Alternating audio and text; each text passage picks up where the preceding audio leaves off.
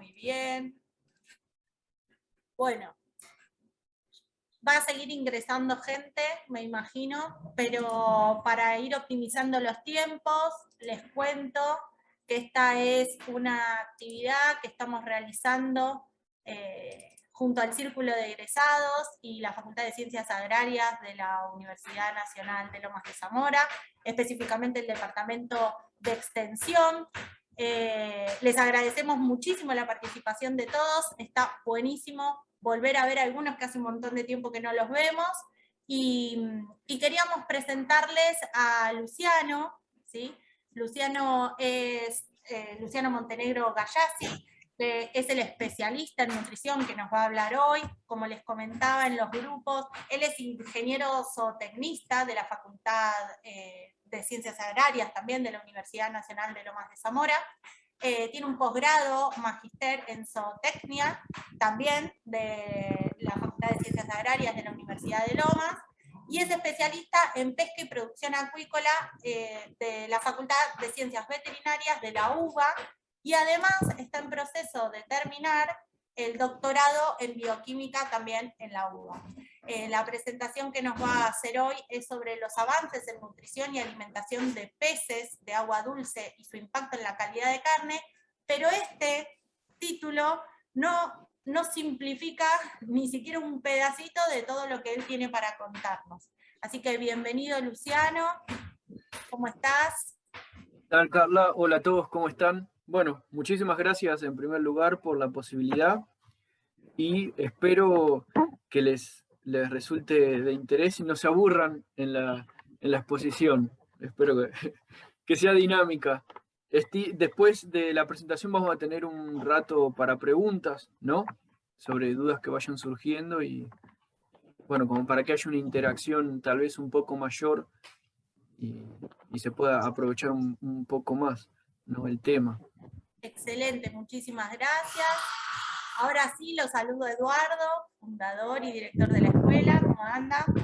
Bueno, muchas gracias, Carlita. ¿Qué tal? Bienvenidos todos, especialmente Luciano, que lo conozco ya desde hace un tiempo, nos conocemos hace algunos años. Cuando lo conocí era mucho más jovencito. Él es joven todavía, quiero aclarar, ¿verdad? Pero bueno, tuve el gusto de que justamente Miriam, que es nuestra directora de acuicultura y a su vez nuestra secretaria de extensión, siempre me lo presentó como, bueno, una persona joven que tiene un potencial terrible como científico.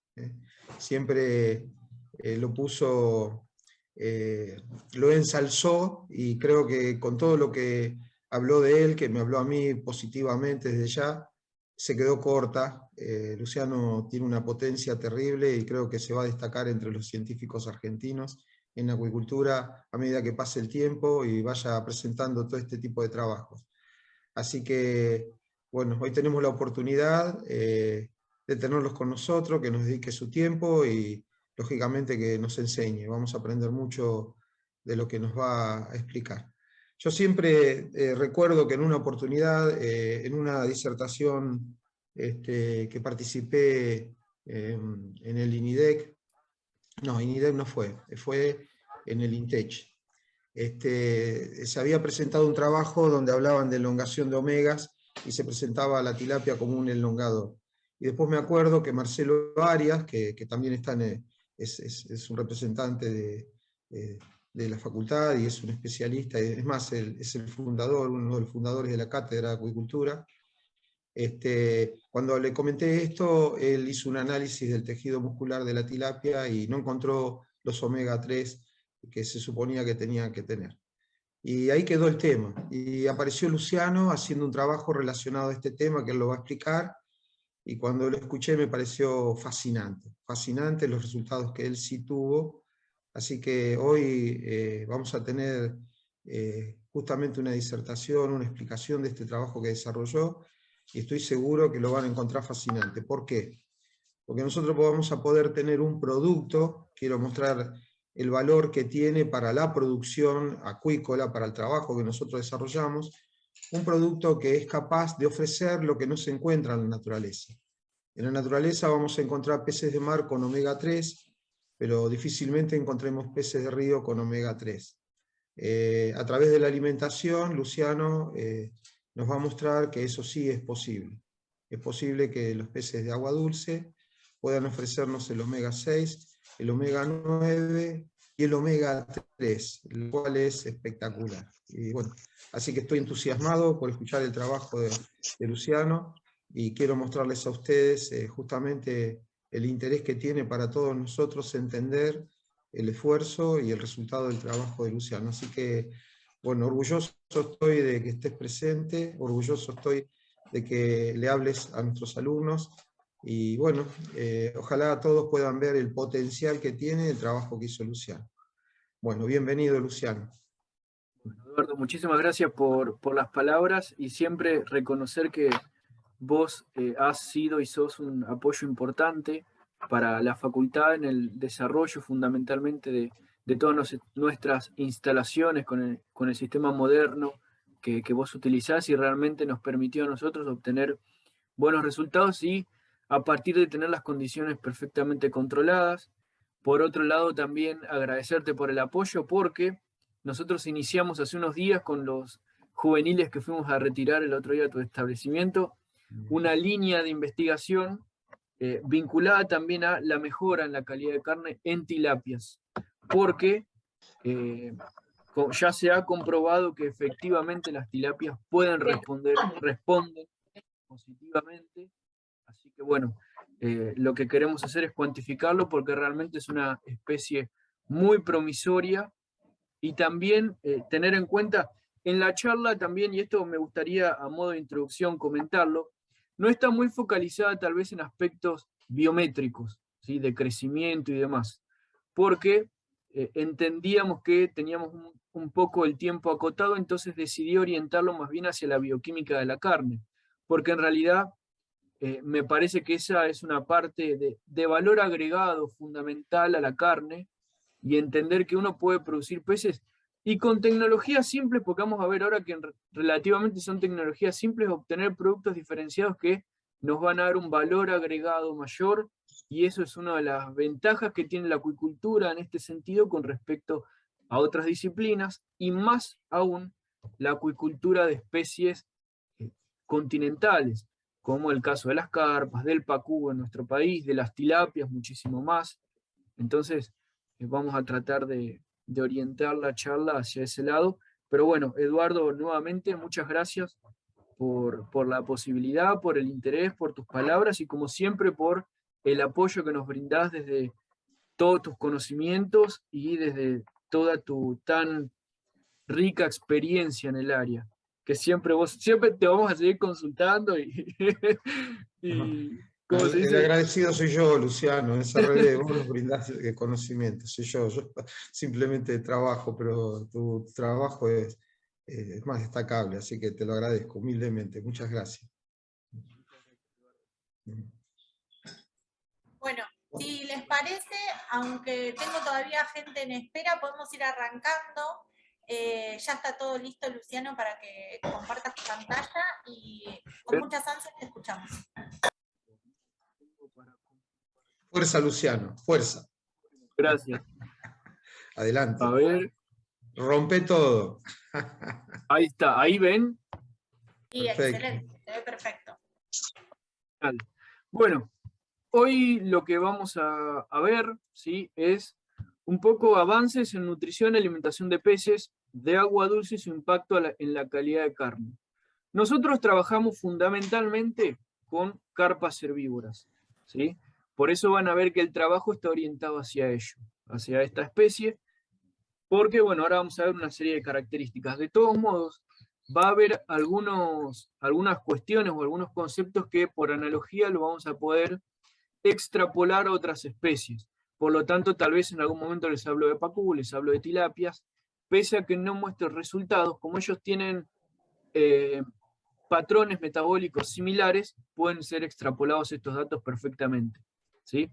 Así que bueno, para comenzar, vamos a repasar un poquito de química, ¿sí? ¿De qué hablamos cuando hablamos de lípidos?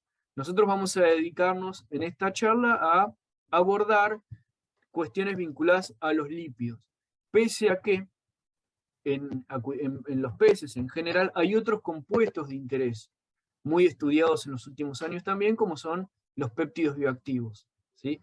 De eso hoy mucho no voy a decir, sí nos vamos a centrar en la parte de lípidos. Entonces, primero, nosotros sabemos que los alimentos, todo alimento, está compuesto por fracciones bioquímicas. Hoy nos vamos a centrar, como les decía, en los lípidos. Los lípidos, a su vez, si los rompemos, los desmenuzamos, vamos a ver que están formados por ácidos grasos. Dentro de estos ácidos grasos vamos a tener ácidos grasos saturados, monoinsaturados y poliinsaturados, que acá entra la carne de pescado. La carne de pescado, a diferencia de otras carnes, es una fuente mayoritaria de ácidos grasos poliinsaturados. Y estos ácidos grasos poliinsaturados, algunos de ellos, tienen 18 átomos de carbono, ¿sí?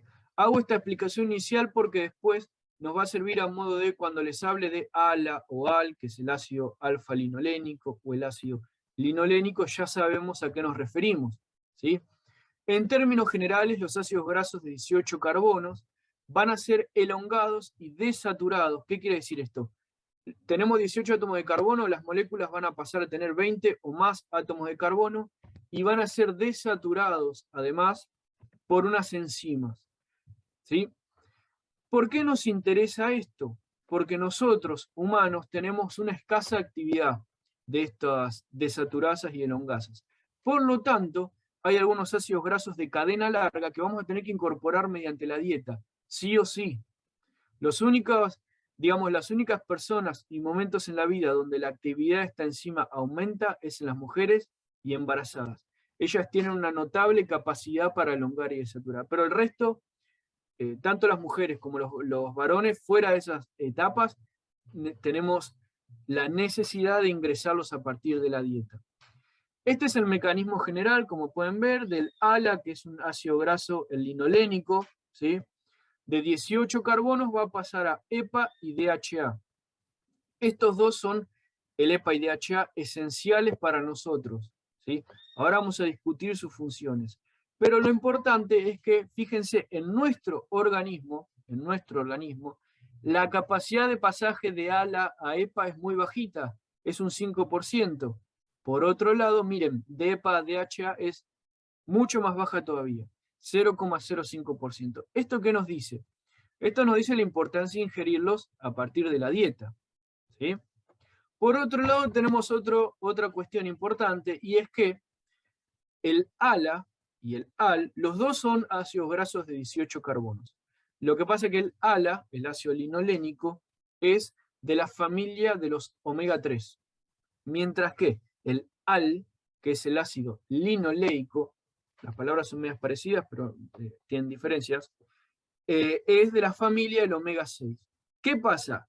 Estas enzimas, su actividad en nuestro organismo es baja, y encima, si nosotros consumimos ALA y AL, van a competir por las enzimas. Por eso necesitamos consumir dietas ricas en omega 3 para favorecer que las reacciones se den para el lado que a nosotros nos interesa.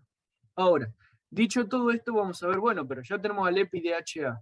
¿Para qué los necesitamos realmente? Lo necesitamos porque cumplen una serie de funciones importantes, algunas de las cuales fueron descubiertas en los esquimales al analizar el perfil sanguíneo, porque ellos veían, lo que se veía es que los esquimales tenían muy baja incidencia de enfermedades cardiovasculares. Entonces decían, bueno, ¿qué factor puede ser? Hasta que entendieron que era un factor asociado a su dieta, al elevado consumo de omega 3, de EPA y DHA fundamentalmente, que son los de cadena larga. Entonces, estos ácidos grasos son muy importantes porque disminuyen el riesgo de enfermedades neurodegenerativas, ¿sí? Disminuyen el riesgo de diabetes, son cruciales porque aumentan la masa encefálica y el desarrollo de la capacidad cognitiva en niños, ¿sí? Están asociados muchos de ellos a la disminución de riesgo de cáncer. Esta última información fue reportada en el año 2018, ¿sí? Entonces son datos bastante modernos y que nos muestran la relevancia de estos compuestos, ¿sí? Y como todo compuesto importante, hay establecidos límites de consumo. Y la FAO lo que recomienda es un consumo en hombres y mujeres adultos de 200 miligramos por día. ¿200 miligramos por día de qué? 200 miligramos por día de EPA más DHA, ¿sí? Y para mujeres embarazadas y lactantes, el consumo, la recomendación, perdón, aumenta a 300 miligramos por día. Entonces, estos son valores muy importantes. Se los comento para que lo tengamos en mente porque en un ratito vamos a discutir sobre el aporte de la carne, ¿sí? Bien, ahora, ya vimos cómo se forman, ya vimos lo que hacen, pero vamos a lo importante. ¿De dónde sacamos el omega 3 nosotros las personas? Nosotros vamos a poder obtener a partir de cápsulas de aceite de pescado, a partir de carne de pescado y a partir de algas, ¿sí? Las algas, como estas que están acá, son muy buenas fuentes de omega 3, sí, pero hay un detalle. Fíjense que les estoy poniendo que son buena fuente de ácido linolénico. Si recordamos, el ácido linolénico es un ácido de 18 átomos de carbono. Y pregunta, ¿nosotros tenemos capacidad para estos ácidos grasos de 18 carbonos elongarlos hasta EPI-DHA? Ya vimos que es muy bajita, no supera el 5%. Por lo tanto, es una fuente relativa. Otra fuente que tenemos son las cápsulas de aceite de pescado. Inconvenientes, algunos varios. Primero, el costo, son muy caras. Segundo, fíjense, estas dos, cada cápsula aporta aproximadamente 122 miligramos de pufas, ¿no? O sea que uno tendría que tomarse 2 cápsulas por día. Pero ¿cuál es el tema? Hay dos inconvenientes. La biodisponibilidad es baja. Si nosotros tomamos aceite de pescado, ¿sí? ¿Qué ocurre? No vamos a absorber el 100% del omega 3. Nosotros necesitamos incorporarla a partir de alimentos sólidos. Por otro lado, hoy en día estos aceites, pese a ser refinados y que haya mucha tecnología, tienen el inconveniente de que se enrancian fácilmente. Por lo tanto, las cápsulas, pese a que están diseñadas para aportar elevado contenido de omega 3, en la práctica es bajo porque no podemos asimilarlo del todo, ¿sí? Entonces, la fuente ganadora de omega 3 es la carne de pescado, ¿sí? La carne de pescado es la mayor fuente de omega 3. Como lo ingerimos, es totalmente disponible para nosotros, es más barato, ¿sí? Y es más nutritivo. Porque, pese a que hoy no vamos a hablar de esto, la carne de pescado aporta otros nutrientes además del omega 3 que son muy valiosos. Si nosotros tomamos una cápsula de pescado, de aceite de pescado, supóngase, ¿vamos a tener omega 3? Sí. ¿Vamos a tener todo lo que nos dice? No. Y por otro lado, estamos incorporando solamente omega 3 en detrimento de un montón de otros nutrientes. Por eso la carne de pescado es la fuente prioritaria, ¿sí? Ahora, vamos a charlar un poquito sobre algunas cuestiones, porque lo que se dice es que hay diferencias entre el aporte de omega 3 de peces marinos versus peces de agua dulce. Y en este sentido, vamos a tener peces que son marinos y de captura, ¿sí? Como el caso de la merluza, por ejemplo, que son fuente de omega 3, sí, pero hay un inconveniente, variación estacional. Pensemos que son cardúmenes que la gente pesca, ¿sí? Y estos cardúmenes andan libres por el océano y van comiendo lo que encuentran de acuerdo a la época del año, por lo tanto hay una variación estacional en la composición química, no es estable. Hay trabajos que han medido, hicieron capturas en el mar de nuestro país de merluza en distintas estaciones y vieron que el aporte de omega 3 era distinto. Y hay un riesgo ecológico de sobrecaptura de estos cardúmenes y la bioacumulación de metales, toxinas y cualquier otra sustancia que está en el agua marina. Por otro lado tenemos a los peces cultivados en agua marina, como el caso de los salmones, que acá la composición de la carne es más estable porque tienen una alimentación controlada. Pero ¿cuál es el tema? El tema es el elevado costo de alimentación. ¿Por qué? Porque estos animales, como son carnívoros, los salmónidos, necesitan elevado contenido de harina de pescado en sus dietas, entonces eso encarece mucho los costos, ¿sí? Por otro lado, los peces marinos tienen un inconveniente, que ellos tienen una muy escasa actividad de las enzimas. En ese sentido son un poco parecidos a nosotros. Ellos pueden ingerir ácidos grasos de 18 átomos de carbono, pero su actividad para elongarlos y desaturarlos es muy bajita. Por lo tanto hay que entregárselos mediante la alimentación, y eso encarece los costos. Y después tenemos, acá entran los peces de agua dulce de cultivo, y esto tiene muchísimas ventajas. Primero, la composición de la carne puede ser estable porque uno entrega un alimento balanceado y uno sabe que, nosotros sabemos que lo que les entregamos, la carne en general es un reflejo de lo que comen. Entonces, si nosotros realizamos una alimentación controlada, la composición de la carne va a ser también controlada. Por otro lado, los peces de agua dulce tienen una mayor capacidad para elongar y desaturar los ácidos grasos de 18 átomos de carbono. Y esto está genial. ¿Por qué está genial? Porque nos permite disminuir los costos a partir de la utilización de insumos alimenticios que sean ricos en ácidos grasos de 18 átomos de carbono, ¿sí? Que normalmente son de origen vegetal. Y esto nos permite disminuir el porcentaje de inclusión de harina de pescado en las dietas, con lo cual bajamos los costos. Entonces, esto es una ventaja realmente muy interesante para los peces de agua dulce, sin hablar de las ventajas ecológicas que esto otorga a partir de disminución del riesgo de la sobrecaptura, ¿sí? Hoy con las tecnologías de recirculación y demás, la ventaja de reducir la eliminación de fluentes, ¿sí? Por lo tanto, tienen bastantes ventajas.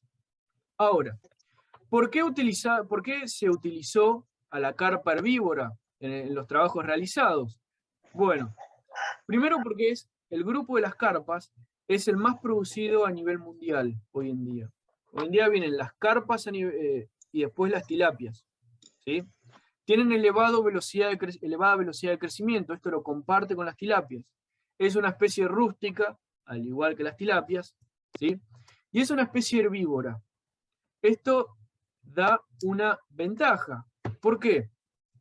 Porque si es una especie herbívora, naturalmente no va a consumir a otros peces. Por lo tanto, va a tener desarrollada la capacidad para elongar y desaturar a los ácidos grasos de 18 átomos de carbono.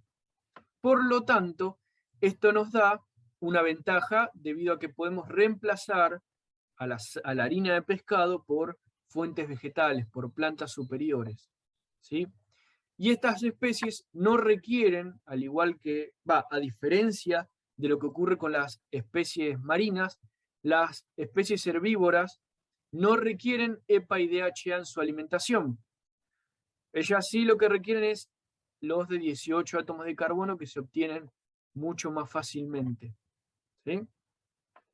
Bien, ahora, el ensayo que realizamos fue con ryegrass, alimentando carpas con ryegrass. Entonces, lo que nos tenemos que preguntar es, bueno, pero ya está, ya justificamos por qué usamos las carpas, ahora vamos a ver por qué utilizamos ryegrass. El ryegrass lo utilizamos primero porque las carpas herbívoras pueden alimentarse de pasto, de plantas superiores, ¿sí? Además, porque tiene elevada concentración de ALA. ¿Qué quiere decir el ALA? El ácido linolénico.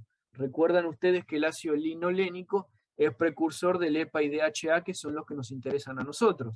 Entonces, fíjense, aporta un montón, 50 a 75%. Por otro lado, si analizamos, tiene bajo contenido de AL. Si recordamos, el AL era el ácido linoleico, que era aquel que competía por el ALA, con el ALA, ¿sí?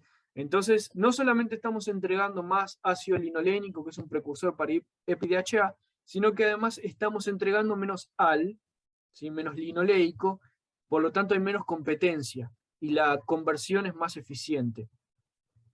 Y otro detalle, no menor, que el contenido de vitaminas liposolubles y pigmentos antioxidantes es elevado en las pasturas. Y esto es muy importante, vamos a charlar en un ratito, porque protege los antioxidantes y vitaminas liposolubles, protegen a los ácidos grasos de la oxidación.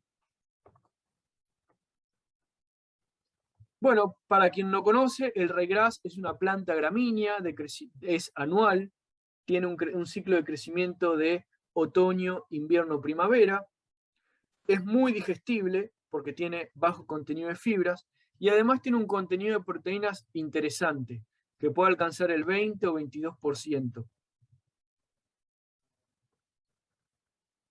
Antes de empezar con el ensayo, nosotros lo que hicimos fue analizar el perfil de ácidos grasos de las carpas herbívoras para saber qué tenemos que mejorar.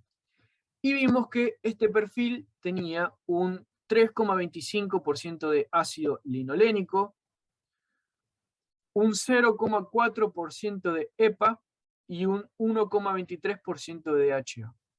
Esto traducido nos da que si nosotros tomamos un filé de 100 gramos de carne, va a tener un promedio de 5,6 gramos de grasa, y si hacemos las cuentas, nos va a dar que un filé de esta especie aporta 137,4 miligramos de PUFAS N3.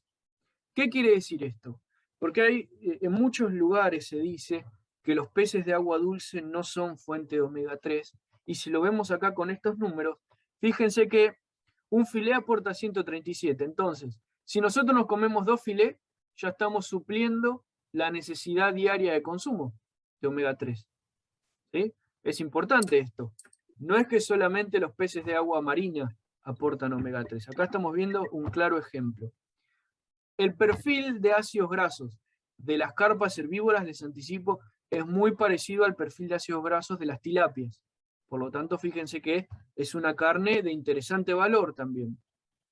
Bueno, a partir de esto, de conocer el perfil de ácidos grasos de las carpas, hicimos un ensayo que consistió en alimentar a carpas herbívoras, a juveniles, con ryegrass durante 120 días, con el objetivo de ver si realmente las carpas son capaces de transformar el ala que aporta el forraje a EPI-DHA, ¿sí? Y además ver, porque el forraje está muy bueno porque aporta aporta ALA, que es el precursor para EPI-DHA, pero también es muy bueno porque nos aporta vitaminas liposolubles y antioxidantes, con lo cual esto puede proteger a la carne de la oxidación, ¿sí? Los lípidos, no nos olvidemos que el EPI-DHA está muy lindo, todo, pero se oxida muy fácil. Entonces hay que protegerlos con antioxidantes. Entonces, por lo tanto, las pasturas podrían constituir una fuente de antioxidantes interesante. Bueno, todo esto medimos, ¿no? Pasaron los 120 días y medimos el perfil de ácidos grasos de nuevo. Fíjense, el ALA, el ácido linolénico, aumentó, el EPA aumentó y el DHA también aumentó. Esto es en porcentajes. ¿Qué hicimos? Lo medimos en términos absolutos, es decir, realmente cuánto nos aporta un filé, ¿sí?, de la especie mejorada. Acá tienen los gráficos, se los pongo para que vean cómo a lo largo del año, porque se midió a los 30 y, perdón, el ensayo fue a los 30 días y a los 90 días, ¿sí? Me confundí yo. Y vieron que fueron aumentando.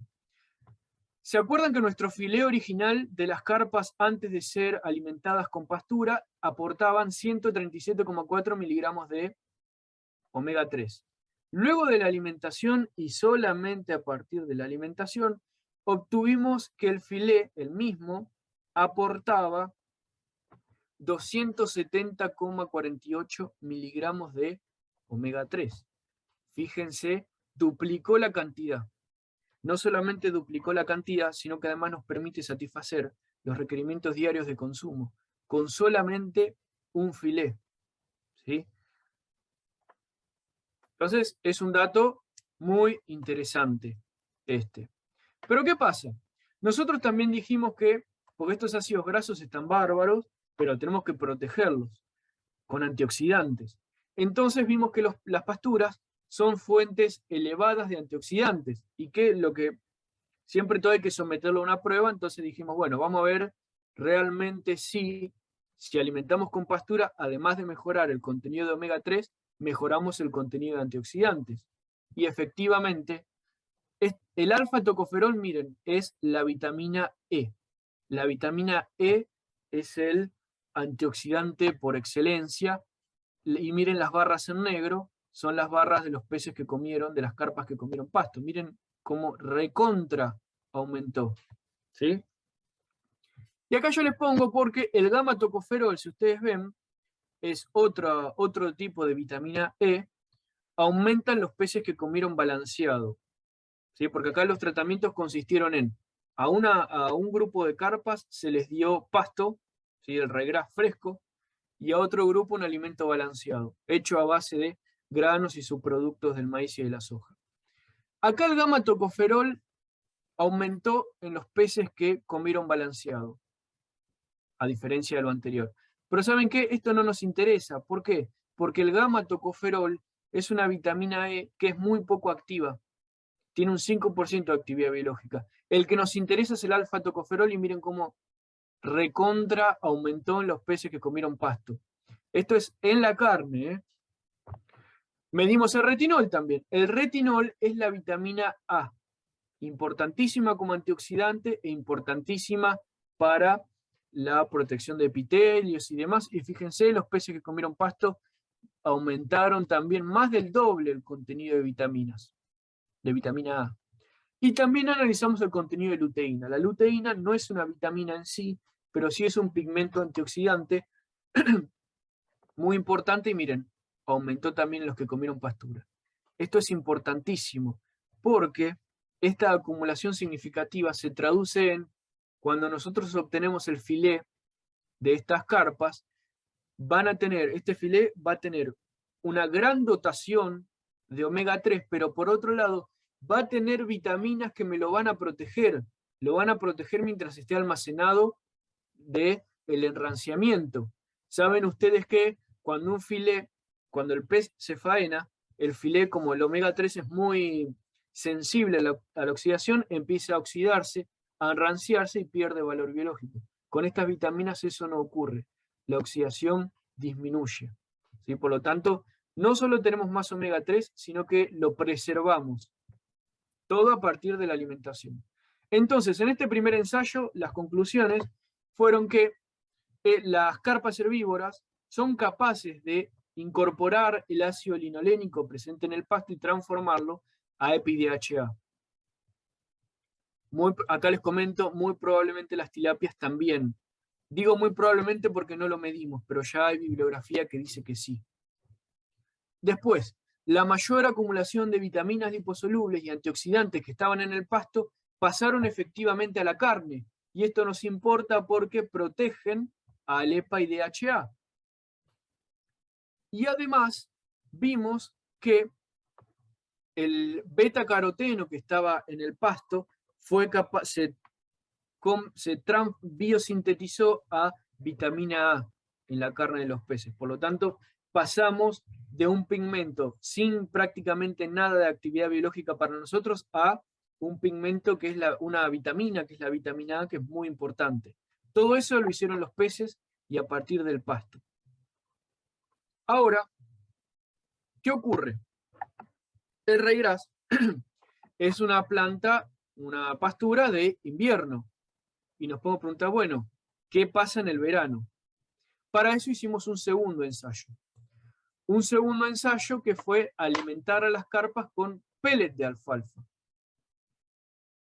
Podíamos hacerlo con alfalfa fresca, pero digamos, alguna de las características de la alfalfa fresca es que tiene elevado contenido de proteínas, 20%, que acá hacemos un paréntesis, todos sabemos que a los peces no les alcanza 20% de proteínas.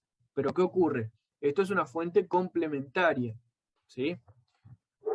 Tiene elevado contenido de vitaminas liposolubles, cosa que está muy bueno. Elevada relación de ácido linolénico también está genial, porque se parece mucho al regras, pero tenemos un inconveniente, que es el cambio estacional. A lo largo del año va cambiando el contenido de vitaminas, de ácidos grasos y demás. Entonces es un inconveniente este. Y además, la alfalfa, para quien no la conoce, es una planta que alcanza un gran crecimiento, es decir, se carga de fibras y esto disminuye su digestibilidad. Por lo tanto, es una buena especie, pero tiene como todos sus inconvenientes. Y puede tener enfermedades que afecten al cultivo. Entonces, ¿qué dijimos? Bueno, vamos a ver la forma de conservar a esta alfalfa. ¿Y cuál es la forma de conservar a la alfalfa? La forma es a partir de pellet o cubos de alfalfa. Estos cubos de alfalfa, como son deshidratados, tienen un mayor contenido de proteínas. La composición es estable porque nosotros cortamos a la alfalfa, la deshidratamos, la compactamos en un pellet o en un cubo y ya está, la composición queda estable. Pero hay un inconveniente que nosotros vimos, lo medimos, que se perdieron la mayoría de las vitaminas durante el proceso de elaboración. Porque claro, el peleteado se hace entre 80, 90 o 100 grados, y a esa temperatura las vitaminas se desnaturalizan. A las vitaminas más de 70 grados ya las desnaturaliza, ¿sí? Y además hay inconvenientes en la conservación. Medimos, pese a que vimos que el pellet de alfalfa era malo, tuvo sus ventajas. Ojo, porque analizamos acá el contenido de la carne, la composición química de la carne, y vimos que, miren, el contenido AP quiere decir pellet de alfalfa, y GD quiere decir dieta a base de granos, ¿sí? Alimento balanceado. Los peces que comieron pellet de alfalfa tuvieron más contenido de proteínas, tuvieron menos contenido de lípidos. Y miren qué interesante, tuvieron la mitad del contenido de colesterol, ¿sí? Del colesterol todavía no hablamos, pero es una molécula importante también. Y está bueno disminuir el aporte, por lo tanto, ventaja. Bueno, después tenemos la humedad de la ceniza, que mucho no nos interesa, sí vamos a puntualizar en el contenido de proteínas y el contenido de lípidos y colesterol.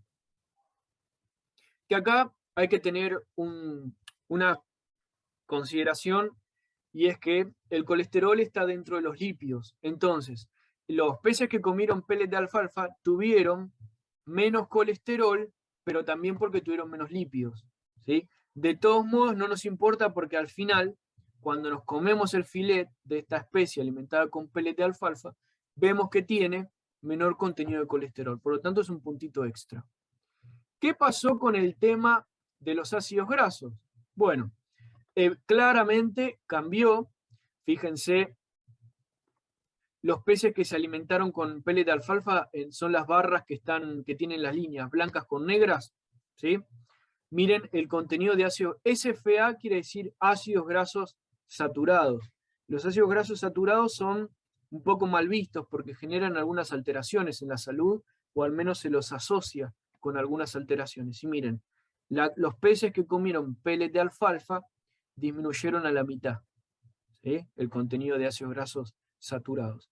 Lo mismo pasó con las carpas que comieron pasto, ¿eh? No es que esto es, pasa eso. El omega 9, miren cómo aumentó. El omega 9 son los ácidos uno de los ácidos grasos monoinsaturados. Perdón, no tuvo un gran aumento, ¿sí? En el omega 9, pero aumentó el contenido de EPA y DHA, ¿sí? En los peces alimentados con pellet de alfalfa. ¿Aumentó mucho más que con el ryegrass? No, porque fíjense, tenemos 96 versus 46. Se fue casi al doble, ¿sí? Pero el inconveniente es, pero no fue muy alto. ¿Por qué? Bueno, porque durante el proceso de elaboración del pellet de alfalfa, como hay temperatura, algunos ácidos grasos se destruyen. De todos modos, no nos vamos a olvidar que estamos a partir de una fuente de bajo costo, como el pellet de alfalfa, generando una carne diferenciada, porque que tenga el doble de ácidos grasos, omega 3 ya es algo importante, ¿sí? No nos olvidemos de eso. También disminuyó el contenido de ácidos grasos saturados, que eso es un detalle no menor. Ahora, también midimos índices lipídicos. Les pongo las fórmulas acá para que después vean con detalle el video y vean de dónde se obtuvieron estos valores. Hay unos índices que están muy buenos, que nos permiten ver, porque ¿se acuerdan que dijimos al principio que algunos ácidos grasos se relacionan con la aparición de enfermedades neurodegenerativas o enfermedades cardíacas. Entonces, a partir del contenido de ácidos grasos de un alimento, se pueden estimar algunos índices nutricionales. Uno es el índice de trombogénesis, otro es el índice de peroxidación, y otros son el índice de hipercolesterolemia. ¿Por qué? Porque algunos ácidos grasos, especialmente los ácidos grasos saturados, tienen la capacidad de aumentarnos en el nivel sanguíneo de colesterol. ¿Sí? Entonces este índice mide la capacidad del alimento para aumentar el colesterol. Entonces, ¿qué observamos? Observamos que la carne de los peces que consumieron pellet de alfalfa tuvo menores índices de trombogénesis. El índice de trombogénesis es un índice que nos permite estimar teóricamente el riesgo de un alimento para generar trombos, ¿sí?, en las venas y arterias. Entonces, fue menor este índice, cosa importantísima. El índice, la relación de colesterolemia también disminuyó. Por lo tanto, la carne de esta especie, este tipo de carnes, tendería a aumentarnos, ¿sí?, o al menos no a contribuir negativamente con efectos adversos sobre nuestra salud. Por lo tanto, es buena. Pese a que no tiene tanto contenido de omega 3, ¿sí?, tiene, bueno, sus índices dan muy bien. Y estos índices, yo no los calculé, esto yo lo saqué de una tabla de un trabajo que publicamos, pero para el ryegrass son mucho mejores, porque recuerden que en el ryegrass estábamos casi en 300 miligramos de ácidos grasos omega 3. Por lo tanto, fue un muy buen resultado. ¿Y cuáles fueron las conclusiones de este segundo ensayo que hicimos de alimentación durante 150 días? Que el contenido de proteínas de la carne aumenta, ¿sí? El contenido de lípidos y de colesterol disminuye, cosa que está muy buena. Hay un mayor aporte de EPA, DHA y DPA. El DPA es un ácido graso también importante, omega 3 de cadena larga. Y se mejoraron los índices lipídicos y nutricionales. El índice de trombogénesis, la relación de hipercolesterolemia también aumenta. Ahora, ¿esto es todo color de rosas? No. Hay cosas a seguir investigando, que eso es lo bueno. Los ensayos a veces dan cosas como esperamos y a veces no. Cuando dan cosas como esperamos, está genial y seguimos sobre eso, y cuando dan cosas que no esperamos, está genial también porque nos representan posibilidades u oportunidades para seguir investigando y seguir trabajando en mejorarlos. Entonces, aspectos a profundizar es alimentar a los peces con pellet de alfalfa por un lapso mayor, no por 150 días, sino por más tiempo.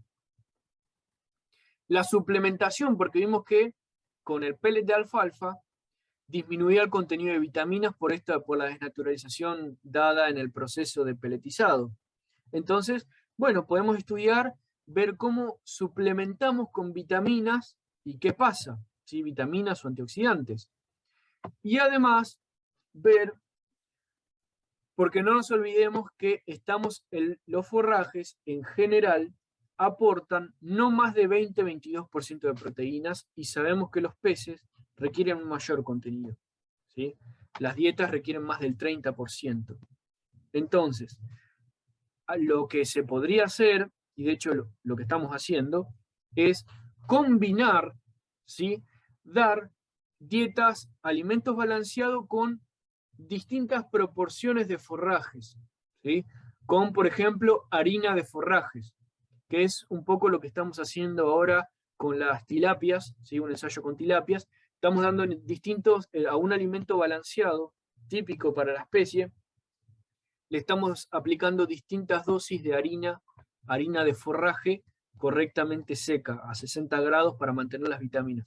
Y vamos a ver qué pasa, porque no nos tenemos que olvidar que la parte bioquímica de la carne es crucial, ¿sí?, pero estamos produciendo y necesitamos también producir volumen de carne. Por lo tanto, no podemos descuidar los aspectos vinculados al crecimiento.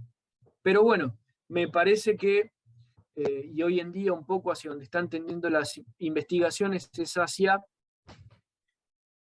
¿cómo se dice? Encontrar un equilibrio entre la cantidad de forraje que damos, que nos aporte lo mejor posible, sin ir en detrimento del crecimiento.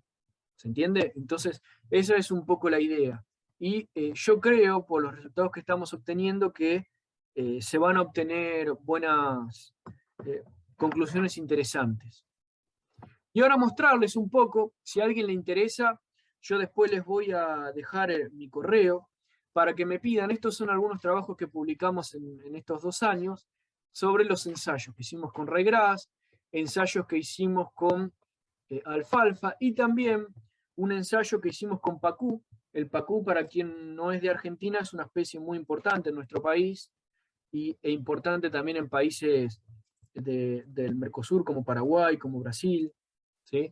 Y bueno, encontramos que la carne, que esto se puede extrapolar también, la densidad de cultivo fue un trabajo bastante novedoso, porque hicimos un cultivo en jaulas, y todo el año, fueron 360 días que estuvimos midiendo, y vimos que cuando los peces se cultivan en jaula, en jaulas o en tanques, es lo mismo, la densidad de cultivo que utilizamos afecta a la composición química de la carne.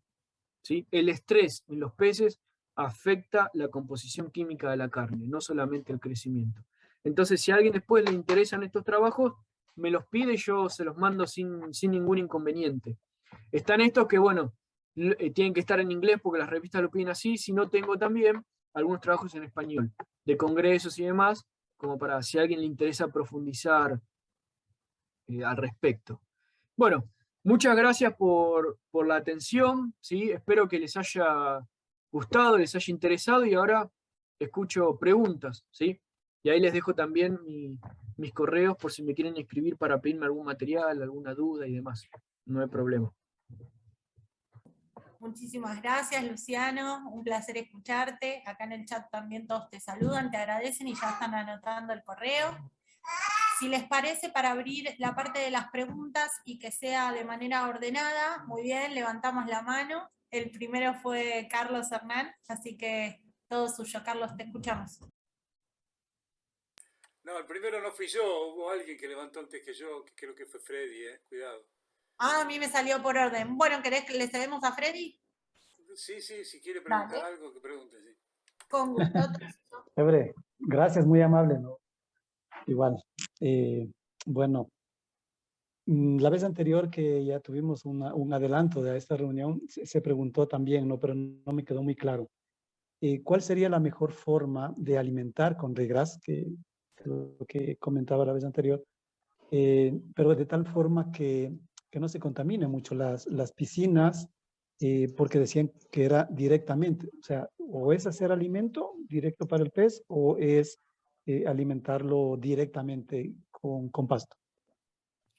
Bueno, Freddy, nosotros lo que hicimos fue, para que no se contamine mucho, ¿vos te referís al agua? ¿La contaminación del agua?